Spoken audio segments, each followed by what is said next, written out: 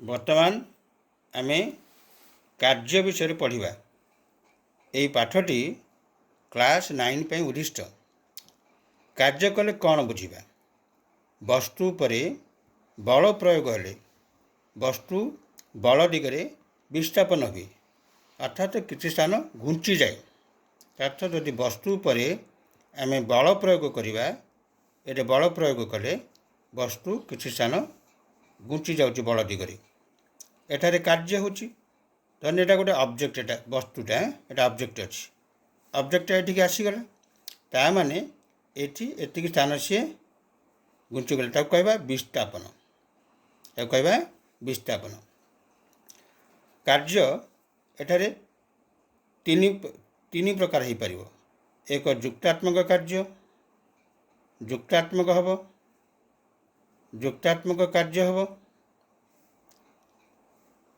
ବେଳେବେଳେ ବିଯୁକ୍ତାତ୍ମକ କାର୍ଯ୍ୟ ହୁଏ, ବିଯୁକ୍ତାତ୍ମକ ନା କି ବିଯୁକ୍ତାତ୍ମକ କାର୍ଯ୍ୟ, ଏବଂ କାର୍ଯ୍ୟ ଜିରୋ ମଧ୍ୟ ହେଇପାରେ। କେତେବେଳେ ଯୁକ୍ତାତ୍ମକ ହେବ? ବସ୍ତୁ ଉପରେ ବଳ ପ୍ରୟୋଗ ହେଲେ, ବସ୍ତୁ ବଳ ଦିଗରେ ବିସ୍ଥାପନ ହେଲେ ସେଠାରେ କାର୍ଯ୍ୟଟି ଯୁକ୍ତାତ୍ମକ ହୋଇଥାଏ। ତାର ଏଇ ଦିଗରେ ବସ୍ତୁ ବିସ୍ଥାପନ ହେଲା, ଅର୍ଥାତ୍ ଏରୁ ବିକୁ ଗଲା, ସେ ପରିମିତ ସ୍ଥାନ ଘୁଞ୍ଚିଗଲା। ଏଠାରେ କାର୍ଯ୍ୟ ଯୁକ୍ତାତ୍ମକ ପଜିଟିଭ ହେଲା, ଏଠି କାର୍ଯ୍ୟଟା ପଜିଟିଭ ହେଉଛି।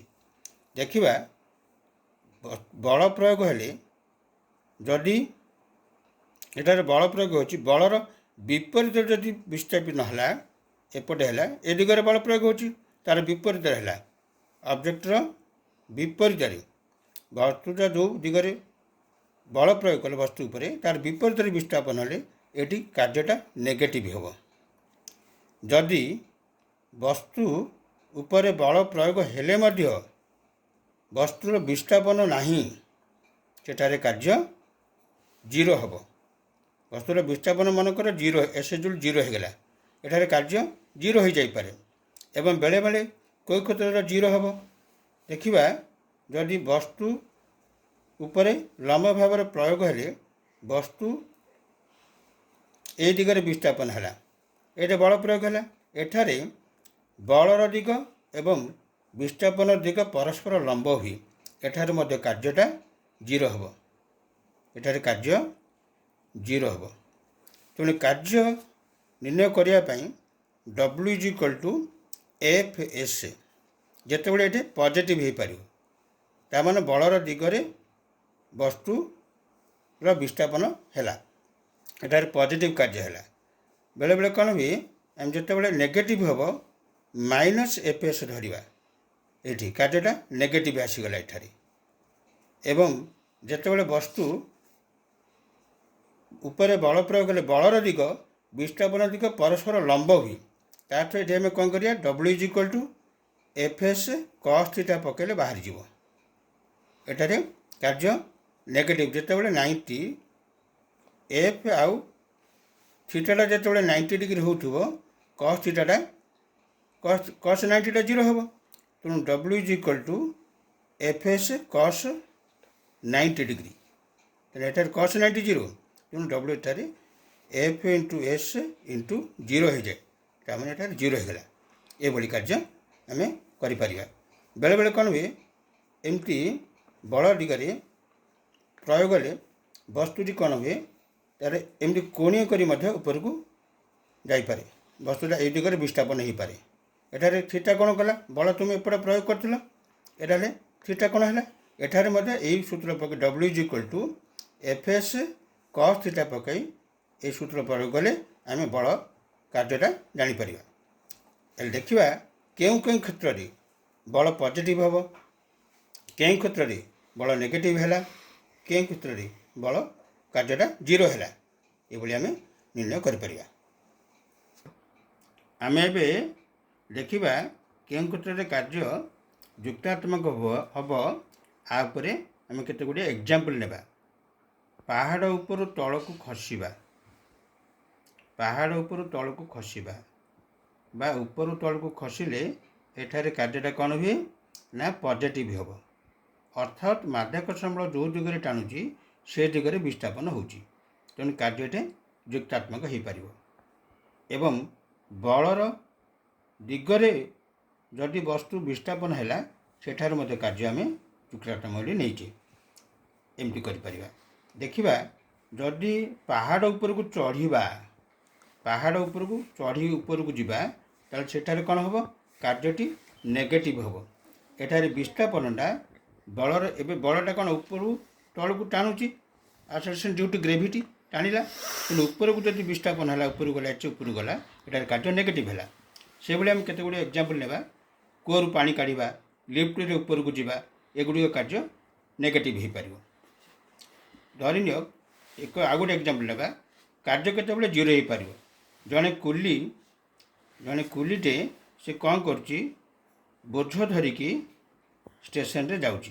गोटे बोझटे धरी हेले ये से बोझर मन को धर 50 केजी धरला हेले ये बल केते हम ये बल बाहर करवा किंतु विस्थापनटा ये दिग से चली चली जाऊँगी ये एस है विस्थापन दिग एवं बलर दिग यहाँ बल है दिग और विस्थापन दिगटा आ सहित लंब हो गला देखा बल इज कौन करवा ना बल is equal to m g m है मास अच्छा वस्तुटा केते ना 50 KG into 10 metre per second square zero मूल्य पकेबा पकेले ये 500 ये न्यूटन है बलर एकक पड़ेगा 500 न्यूटन आसला किंतु बल प्रयोग हो विस्थापनटा यार प्रति लंब अच्छी जदि एफ इज इक्वल टू पकेबा W is equal to F S cos theta F S cos theta ये कॉस एटा 90 है थीटाटा ये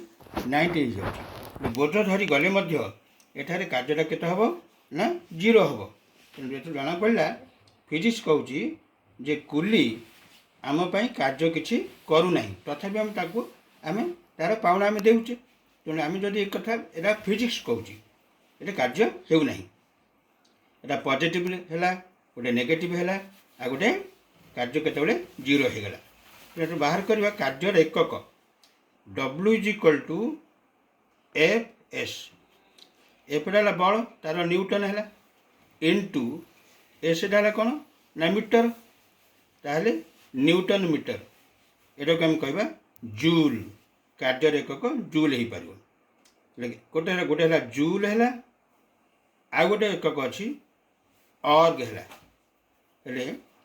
1 जूल अर्थ कौन 1 न्यूटन इंटू 1 मीटर ताहले एटा 1 जूल कहवा अर्थात 1 न्यूटन बल प्रयोग कले वस्तु जदि बल दिगरे 1 मीटर विस्थापन हम सेठारे 1 जूल काम होला बोली कहि परिबा एमती एकक हो पारे सेमती 1 अर्ग अर्थ यदि 1 डाइन बल वस्तु पर प्रयोग हेले वस्तु जदि 1 सेमी विस्थापन हुए ताले एठारे 1 अर्ग कार्य होला बोली कहि परिबा एबे वर्तमान देखिबा जे जूल आ अर्ग मध्य संपर्क जूल एवं अर्ग मध्य संपर्क 1 joule is equal to 1 newton into 1 metre 1 newton 10 to the power 5 dyne convert कर डाइन रे कन्वर्ट करवा 1 मीटरटा 100 सेमी है अर्थ 10 to the power 5 dyne into 10 to the power 2 cm is equal to 10 to the power 7 dyne into cm 10 to the power 7 erg पाठ जदि मतलब भल लगुच या अन्य मानक शेयर करेंगे एवं नवम दशम कौन साइंस एवं विज्ञान पाठ आवश्यक थे मत मो ओडीजी एजुकेशन को देखिपारे मोर पाठ जदि भल लगुच या लाइक करेंगे सब्सक्राइब करेंगे एवं शेयर करेंगे नवम दशम फिजिक्स केमिस्ट्री एवं मैथमेटिक्स ओडीजी एजुकेशन को सब्सक्राइब करेंगे, लाइक करेंगे और शेयर कर देखिपारे।